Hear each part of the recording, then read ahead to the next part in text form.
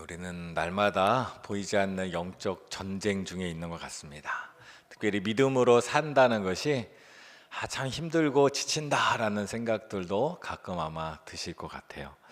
오늘 본문의 말씀은 그런 우리에게 믿음의 여정이 지칠고 힘들고 때로는 고난과 때로는 아픔이 많은 우리에게 주시는 하나님의 소망의 말씀입니다. 오늘 110편, 10편, 110편은 신약 성경에서도 가장 많이 인용되는 대표적인 메시아 시라고 불리는 것인데 1절의 말씀이 이렇습니다.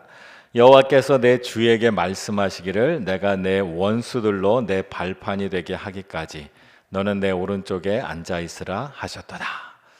하나님 이 말씀은 이제 다윗이 이제 환상 중에 보면서 미래의 소망, 궁극적으로 내 주에게 말씀하시기를 하나님께서 결국 모든 것을 이기시고 승리하시는 것을 바라보며 다윗이 기록한 것입니다.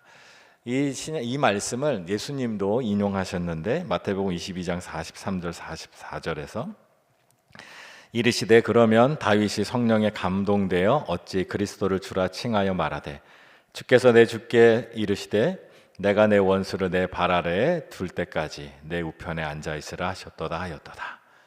예수님은 다윗이 성령의 감동을 받아서 이 말씀을 기록하였다. 결국 그때가 올 것이고 그때 하나님의 사람 메시아가 모든 것을 승리로 이끌어갈 것이다. 그리고 예수님이 이 땅에 오셔서 죄와 죽음을 물리치시고 십자가의 죽으심과 부활을 통하여 또 구원의 완성을 통하여 이것을 이루었다라고 고백하고 있어요. 그리고 그 예수님의 말씀대로 이루어진 것, 예수님은 이제 오셔서 이 말씀대로 이루어질 것을 선포하셨고 그 말씀대로 이루어진 것을 보고 깨달은 베드로도 같은 말씀합니다.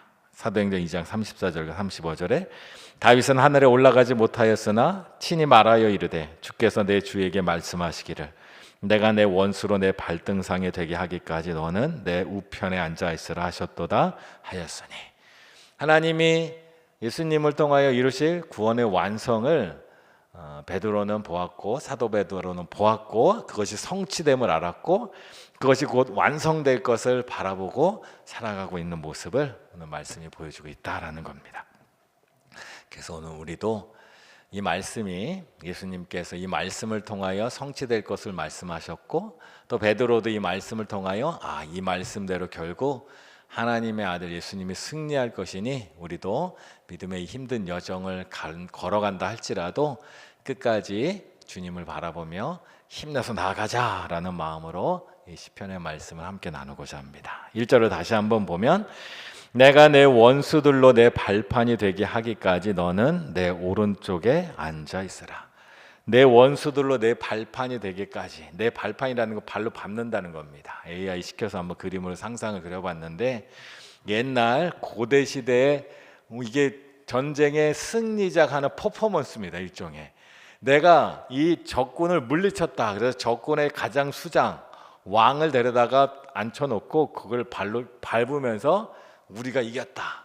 근데 이것이 바로 하나님이 예수님을 통해서 악한 세력을 완전히 물리친다는 것을 보여주고 있다는 거예요. 결국 우리는 예수님께서 이미 부활하심으로 승리하셨고 베드로가 그것을 보았고 그리고 하나님 말씀대로 약속대로 그것을 이룰 것을 우리는 다 알고 믿는다는 거예요. 그래서 우리의 인생은 결국 승리한다는 겁니다. 하나님 안에 있는 우리의 인생은 승리함. 하나님이 승리하시니까. 그러니 우리의 모든 삶의 여정은 다 과정이라는 거예요. 이게 힘들고 지치고 어렵더라도 이것이 우리의 끝이 아니라는 거예요. 그래서 제가 종종 하는 말, 다 잘 될 겁니다. 지금 이 과정은 어렵고 힘들지만 결국은 하나님께서 승리해서 다 잘 될 겁니다. 질병의 어려움, 가난, 두려움, 아픔, 미래가 보이지 않는 것, 이 모든 것이 우리의 끝이 아니라는 거예요. 이 모든 것들은 지나가는 과정입니다. 그 과정을 우리는 어떻게 보내는 것이 좋을까? 예전 어떤 목사님이 이런 간증을 하셨어요. 젊은 시절에 신학교를 다니면서 노방전도를 다니셨대요. 혼자 골목 다니는데 어느 골목을 지났는데 아주 무섭게 생긴 개가 집에 있는데 그 집에서 엄청나게 싸납게 지저대더래요. 순간 두려움이 확 왔대요. 마음에 이제 두 개 갈등이 있었어요. 내가 이 개가 날 짖는 두려움에도 불구하고 계속 전도를 갈 것인가, 아니면 저 집은 피하고 그냥 돌아갈 것인가. 그때 그분은 돌아가는 길을 선택했대요. 여기만 뭐 전도하면 되냐, 딴 데도 있지 하고 돌아갔는데 두고두고 그게 마음에 남았대요.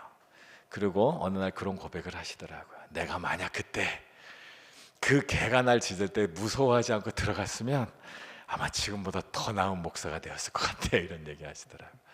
지금 돌아보니까 그때가 무서워할 일이 아니고 지나가고 이겼어야 되는 건데, 그때 무서워했던 게 지금 조금 부끄럽다 얘기하시더라고요. 우리도 마찬가지입니다. 우리의 미래는 항상 이기게 되어 있다고. 우리가 이기는 게 아니에요. 하나님이, 예수님이 이기게 되어 있다는 게, 우리는 예수님 편에 있으면 결국 이깁니다. 그러니 이 모든 과정은 그 승리의 날에 우리가 서로 나누는 일종의 무용담과 같아요. 우리 인생의 모든 것들은. 그래서 삶에 그런 게 있잖아요. 남자들 모이면 군대 얘기하잖아요. 누가, 그 군대 얘기 핵심은 뭐냐? 누가 더 고생했나예요. 그죠? 누가 더 고생했나? 누가 더 힘들었나? 누가 더 많이 맞았나? 그게 이상하죠, 사람 마음이. 우리도 하나님이 승리하는 날 갔을 때 누가 더 고난을 기꺼이 감내했나 가지고 나눌 거예요. 왜냐하면 우리는 승리의 날 예수님의 구멍 뚫린 손, 채찍에 맞은 등, 구멍난 옆구리 앞에서 얘기를 해야 되는데, 거기서 내가 이 땅에서 주님, 부자로 살아서 저는요 남들 못 타본 비행기 타봤고요, 저는 남들 못 살아본 집 살았고요. 그런 얘기가 나오겠어요? 입에서 나올 리가 없잖아요. 그런 얘기가 당연한 거예요. 당연한 거예요. 어디 남자들 모여 있는데 나는 대장 운전병이었어, 넌 가만히 있어. 그렇게 되는 거예요. 당연한. 그래서 오늘 우리가 그렇다고 일부러 고난을 당할 건 없지만, 하나님께서 우리에게 고난을 허락하실 때 우리는 어차피 이기게 되어 있어요. 그러니 그 과정을 믿음 안에서 잘 이겨나가면 나중에 이것이 우리의 주님 앞에 가서 이것이 면류관이 된다는 거예요. 그러니 아프고 힘들어도 아파 안 할 수는 없지만 주님을 바라보면서, 지금 이 말씀을 바라보면서 다윗도 견뎠고 베드로도 견뎠고 나아갔다는 거예요. 우리도 그래서 주님 앞에서 그렇게 나아갈 줄 믿습니다. 또 3절을 보면 이렇습니다. 주의 권능의 날에 주의 백성이 거룩한 옷을 입고 즐거이 헌신하니 새벽 이슬 같은 주의 청년들이 주께 나오는도다. 또 미래를 바라보는 거예요. 뭐라고 바라보냐? 주의 권능의 날에, 하나님께서 약속하신 날이 이루어진 바로 그날 주의 백성들이 거룩한 옷을 입고 즐거이 헌신한다. 거룩한 옷을 입고. 사실 이 본문을 보면 이게 이상한 얘기예요. 왜냐하면 주의 권능의 날, 아까 보셨잖아요. 적군의 머리에 발판을 삼아서 적군을 딛고 서 있으려면, 이기려면 그날은 무슨 날이냐? 전쟁의 날이에요. 군복을 입고 가 있어야 돼요. 갑옷을 입고 가 있어야 되는데 주님은 뭐라고 하냐면 거룩한 옷을 입었다. 그 얘기는 우리가 하는 전쟁은 정말로 칼을 들고 나가서 싸우는 전쟁이 아니라 거룩한 옷을 입고 하는 영적 전쟁이다라는 거예요. 진정한 승리는 영적인 승리다라는 것을 말해요. 근데 그때 하나님과 함께 싸웠던 사람은 어떤 사람이냐? 즐거이 헌신하는 새벽 이슬 같은 청년이라는 거예요. 즐거이 헌신한다는 게 뭐냐면 자발적으로 나서는 사람이라는 거예요. 하나님의 일들은 억지로 시켜서 하는 게 아닙니다. 하나님은 우리에게 무엇을 주셨냐? 자유를 주셨어요. 우리는 더 이상 종의 신분이 아니다라고 말해요. 그 얘기는 뭐냐? 종은 시키는 일만 하면 돼요. 근데 우리는 자유인이에요. 그래서 하나님께서 우리에게 주시는 감동을 따라 일해요. 새벽 이슬은 사람이 일부러 물을 주어서 적셔지는 게 아니에요. 하나님이 구름을 쥐어짜서 물을 흘리는 게 아니에요. 이슬은 우리도 모르는 사이에 어느샌가 내려있는 걸 이슬이에요. 그래서 아마 이스라엘 사람들은 이슬은 마치 자연스럽게 스스로 이 땅에 내려온 물과 같다 아마 생각했던 것 같아요. 그래서 새벽 이슬 같은 주의 청년들이 즐거이 헌신한다는 것은 기쁨으로 자발적으로 하나님의 일에 참여한다는 거예요. 그 소망을 바라보는 사람은 내가 오늘 어떻게 살 것인가 정하는 거예요. 그 소망을 바라보면서 내가 오늘 어떻게 살 것인가, 내가 하나님의 권능의 날에 내가 참여할 때 난 어떤 마음으로 참여할까. 억지로 끌려 의무 방어전만 하다가 거기 끌려갈 게 아니라 참여한다라는 거예요. 이런 모습들이 신앙의 역사에서 많이 나타납니다. 대표적인 예가 출애굽기입니다. 출애굽기 36장에 보면 성막을 짓는 장면이 나옵니다. 성막을 지을 때 광야에서 성막을 짓고 있어요. 성막을 지어야 되는 필요한 재료들은 어디서 사올 수가 없어요. 백성들이 내야 돼요. 그때 모세가 각 지파별로 할당하지 않았어요.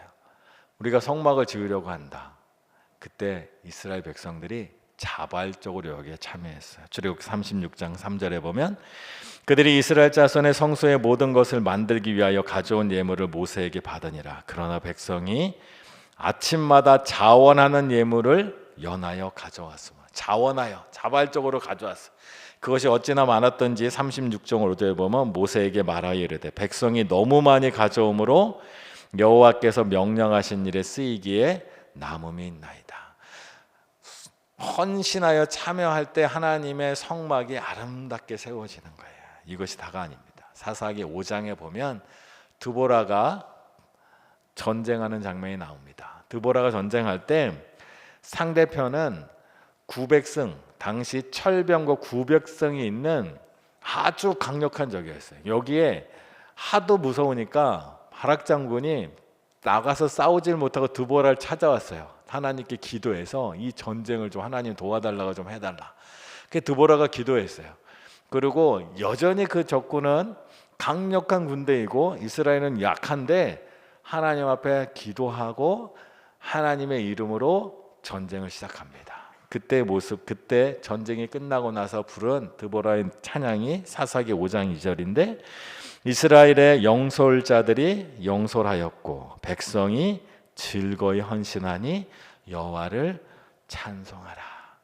그 무서운 적군 앞에 백성들이 즐거이 헌신하다, 기꺼이 나갔다라는 거예요. 이 놀라운 일들이 일어나는 거예요. 하나님 앞에서 거룩한 옷을 입은 새벽 이슬 같은 청년들은 이 위험한 순간, 이 가난한 순간에도 자발적으로 그 일들을 참여한다는 거예요. 그래서 하나님이 그러한 전사들을 찾고 계시고 그러한 전사들이 하나님의 권능의 날에 진정한 기쁨을 맛볼 수 있다라는 거예요. 하나님께서 원하시는 것은 자발성이라는 거예요. 그래서 우리 안에 하나님은 감동을 주세요. 억지로 시키고 이런 건 거의 없어요. 감동을 주실 때 거기서 반응하는 거예요. 가정에서도, 교회에서도, 직장에서도. 직장 생활 해보시면 알잖아요. 자발적으로 감동적으로 일하는 사람과 억지로 시키는 일만 하는 사람의 차이를 알잖아요. 사장님들 가장 고민되는 게 직원이잖아요. 어떤 직원 때문에 고민돼요? 시키는 일만 하거나 주인이 없으면 일을 안 하니까. 그런데 어떤 직원 하나가 스스로 생각하고 무엇을 해야 될지 알고 일을 하기 시작한다. 사장님에게는 정말 보석 같은 존재죠. 하나님에게도 마찬가지라는 거예요. 하나님께서도 우리를 바라보실 때 어떤 사람을 정말 좋아하시는가? 주께서 원하시는 것은 무엇인가? 오늘 주께서 필요한 것은 무엇인가? 하나님은 나에게 감동 보실 때 누가 나를 위해서 갈까 하면 주여 내가 여기 있나이다. 나를 보내소서 하는 그런 마음으로 나아가는 사람이 주의 권능한 날에 함께 기뻐하는 사람입니다. 또 마지막을 보면 5절에 이렇게 말합니다. 주의 오른쪽에 계신 주께서 그의 노하시는 날에 왕들을 쳐서 깨뜨리실 것이라. 길가에 7절입니다. 길가에 시냇물을 마심으로 그의 머리를 드시리로다. 왕이 싸울 때 길가에 시냇물을 마신다라는 얘기는 행군하다가 수경지를 만들고 쉬지 않고 길가에서 잠깐 쉬면서 물만 마시고 계속해서 전쟁에 나간다는 거예요. 그 얘기는 뭐예요? 하나님은 이 싸움을 멈추거나 포기하지 않으신다는 거예요. 상상도 보면 이렇습니다. 전쟁을 나갈 때 왕이 지치고 힘들 때 잠깐 쉬고 전쟁을 계속해 나가는 거예요. 여호수아가 아말렉과 전쟁할 때 하나님 앞에 기도한 게 이거잖아요. 하나님 여기서 전쟁을 멈출 수 없습니다. 그때 하나님이 태양을 뒤로 해서 길게 전쟁을 더 싸울 수 있도록, 안 그러면 여호수아가 만약 다른 마음이었다면 반대로 기도했겠죠. 빨리 해가 져서 쉬었으면 좋겠다. 근데 여호수아는 그러지 않았다는 거예요. 근데 하나님은 그런 사람들과 함께 일하신다는 거예요. 여리고성을 침략하던 여호수아의 모습을 보면, 여리고성은 우리가 알지만 성경에서 보면 정말 어이가 없는 전략을 쓰잖아요. 그 난공불락과 같은 여리고성을 하루에 한 바퀴씩 7일을 돌고 마지막 날 7바퀴를 돌고 함성과 나팔을 불었더니 무너졌어요. 그런 전략을 쓴다고 생각할 때 정말 말도 안 되는 얘기라고 생각할 수밖에 없어요. 근데 어떻게 여호수아는 그런 전략을 쓸 수 있었을까요? 여호수아는 무엇을 믿었기에 그 난공불락의 성을 돌기만 하는 전략을 가지고 싸움을 나갔을까요? 그 이유를 여호수아 5장 13절에서 우리는 알 수 있습니다. 여리고에 가까이 이르렀을 때 눈을 들어 본즉 한 사람이 칼을 빼어 손에 들고 마주 서 있는지라. 여호수아가 나아가서 그에게 묻되 너는 우리를 위하느냐 우리의 적들을 위하느냐 하니. 여호수아가 여리고 성을 향하여 가는데 길가에서 한 병사를 만나면, 장군 같죠? 장군을 만났습니다. 그가 칼을 들고 있습니다. 여호수아가 그를 묻습니다. 너는 우리 편이냐 적군이냐? 그때 이 사람이 말합니다. 14절과 15절. 그가 이르되 아니라 나는 여호와의 군대 대장으로 지금 왔느니라 하는지라. 여호수아가 얼굴을 땅에 대고 엎드려 절하고 그에게 이르되 내 주여 종에게 무슨 말씀을 하려 하시나이까. 여호와의 군대 대장이 여호수아에게 이르되 내 발에서 신을 벗으라. 내가 선 곳은 거룩하니라 하니 여호수아가 그대로 행하니라. 하나님의 천사가 군대 대장이 그곳에 있는 거예요. 그리고 그가 말해요. 내가 서 있는 땅이 거룩하다. 그 얘기는 뭐예요? 하나님이 이미 이곳에 계시다. 이곳은 하나님의 땅이다. 여리고성은 하나님의 땅이다. 그것을 경험한 거예요, 여호수아가. 그러니 하나님께서 그에게 피 흘리고 싸울 생각하지 말고 여리고성을 돌기만 해. 하나님이 이미 거기서 싸우고 계셔. 그러니 여리고성을 공략할 때 이 터무니없는 전략을 여호수아가 과감하게 한 거예요. 왜? 그곳에 하나님의 군대 대장, 하나님이 이미 그곳에 와 계시기 때문이에요. 하나님이 우리와 함께 하시는 걸, 하나님이 우리와 함께 싸우는 걸, 그걸 믿는 사람은 그 믿음대로 싸울 수 있다는 거예요. 우리도 이 땅에서 무엇으로 싸울 수 있어요? 우리의 힘으로요? 우리의 능력으로 부족하죠. 우리는 나보다 더 강한 적을 만나면 두려울 수밖에 없어요. 나보다 더 지혜롭고 나보다 더 능력 있는 사람 앞에 우리는 말발도 딸려, 돈도 딸려, 힘도 딸려. 근데 만약 여호와 하나님께서 나와 함께 하심을 믿는다면, 내가 싸우는 것이 아니라 하나님이 지치지 않고 싸우신다는 것을 믿는다면 우리는 따라가기만 하면 됩니다. 그 하나님을 따라가기만 하면 돼요. 그래서 요한계시록 19장 14절 이렇게 말합니다. 하늘에 있는 군대들이 희고 깨끗한 세마포 옷을 입고 백마를 타고 그를 따르더라. 하나님께서, 예수님께서 싸우시러 나갈 때 우리는 그를 따라서 나아가는 거예요. 그래서 우리의 삶의 끝은 하나님이, 예수님이 승리하십니다. 우리가 어떤 과정을 걷든지 상관없어요. 하나님이 승리하세요. 그때 하나님은 어떤 병사와 함께 싸우는가? 자발적으로 함께 그 싸움에 참여하는 병사와 싸워요. 그리고 예수님이 앞에 가시고 함께 가신다는 것을 믿고 그 예수님을 따라가는 사람과 함께 주님은 나아가신다는 거예요. 그러니 이 말씀을 듣고 이 말씀을 붙들고 다윗은 평생에 자기의 삶을 이 말씀대로 살았습니다. 그래서 다윗은 어떤 적 앞에서도 골리앗 앞에서 두려워하지 않았어요. 왜? 여호와 하나님이 우리와 함께 싸우신다는 걸 믿었고, 그리고 용기를 다하여 여호와 하나님과 함께 그것에 나갔어요. 기꺼이 나갔어요. 억지로 끌려 나가 싸운 적이 다윗은 한 번도 없다라는 거예요. 그리고 아무리 어렵고 불리한 상황 속에서도 하나님이 우리와 함께 하시는 걸 믿기에 나가서 주님은 그와 함께 하셔서 항상 이기게 하셨다라는 거예요. 믿음의 역사가 이렇습니다. 사도 바울도 그런 역사 가운데 있었잖아요. 사도행전을 보면 우리가 주일날 읽지만 어렵고 힘들고 반대도 엄청 많았잖아요. 근데 사도 바울이 두려워하지 않고 끝까지 싸웠던 이유는 딱 하나입니다. 여호와 하나님이 나와 함께 하시고 성령님이 나를 인도하시니까. 우리도 마찬가지입니다. 성령님은 우리 안에 계셔요. 하나님 우리와 함께 계세요. 그러니 우리가 살아가는 모든 여정은 과정이에요. 지금 힘들고 어렵더라도 하나님과 함께 있으면 반드시 하나님이 우리를 이기게 하실 거예요. 근데 그 하나님을 따라가지 않으면 결과는 알 수가 없어요. 오직 우리가 이길 수 있는 길은 하나님을 따르는 거예요. 그래서 하나님을 믿고 하나님과 함께 싸우는 법을 배우는 게 가장 중요한 영적인 훈련입니다. 다윗은 그것을 알았고 사도 바울도 그것을 알았어요. 우리도 그것을 알면 우리 인생이 달라지고 우리의 삶이 달라집니다. 그리고 그럴 때 우리는 하나님께서 우리에게 주시는 그 승리를 맛보며 살 수 있습니다.